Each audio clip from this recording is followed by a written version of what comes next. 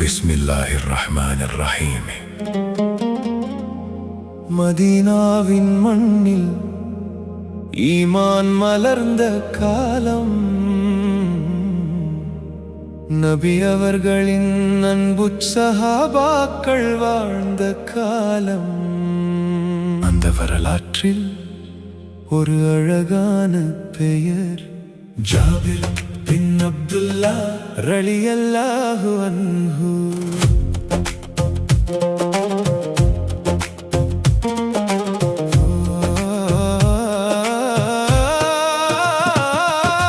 அன்சாரின் மகனாய் பிறந்தவர், ஈமானின் பாதையில் வளர்ந்தவர், அல்லாஹ்வின் தூதர் மீது அளவில்லா அன்பை கொண்டவர். தந்தையின் வழியில் ஈமான், இதயத்தில் நபியின் சன்பு, இளமை முதல் முதுமை வரை இஸ்லாமுக்காக வாழ்ந்தவர். பசி வந்த நேரத்திலும் ஈமான் குறையவில்லை, சிறிதாக இருந்த உணவிலும் பரக்கத்தை நம்பினார். ஜாபிர் ரலியல்லாஹு அன்ஹு சாஹிபுத்தா என்று அழைக்கப்பட்டவர். நபியின் சன்பை பெற்றவர், விருந்தின் மூலம் வரலாறு படைத்தவர்.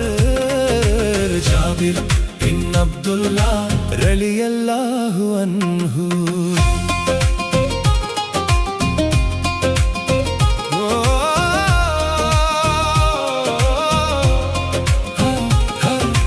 கந்தக் போரின் அந்த நாளில் பசி அனைவரையும் வாட்டியது. ஜாபிர் பின் அப்துல்லா ரலியல்லாஹு அன்ஹு.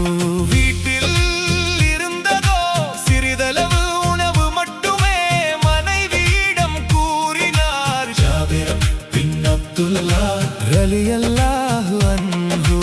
அல்லாஹ்வின் தூதரை சிலருடன் அழைப்போம், ஆனால் நபி அவர்கள் தோழர்கள் அனைவரையும் அழைத்தார்கள். உணவு கொஞ்சம், மக்கள் அதிகம், ஆனால் அல்லாஹ்வின் பரக்கத் வந்தது. அனைவரும் உண்டார்கள், அனைவரும் வயிறு நிறைந்தார்கள். உணவு தீரவில்லை, அது அல்லாஹ்வின் அருள். சாஹிபுத்தா உணவின் தோழரே, சிறிய உணவு வைத்தாலும் பரக்கத் பெரிதானதே. நபியின் துஆவால் ஜாபிர் பின் அப்துல்லா ரலியல்லாஹு அன்ஹு இல்லம் நிறைந்ததே. ரலியல்லாஹு அன்ஹு ஜாபிர் பின் அப்துல்லா ரலியல்லாஹு அன்ஹு.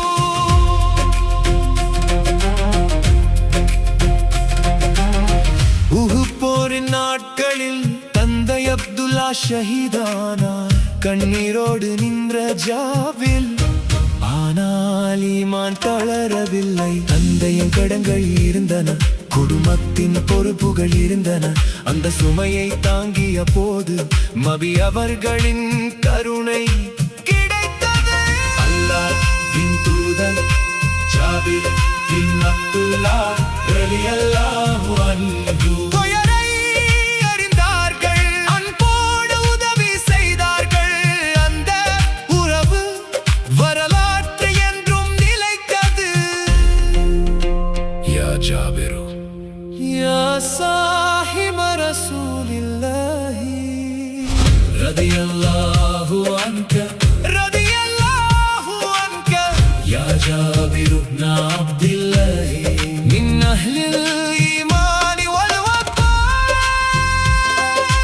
நபியின் வார்த்தைகளை இதயத்தில் பதித்தவர் அவர்களிடமே.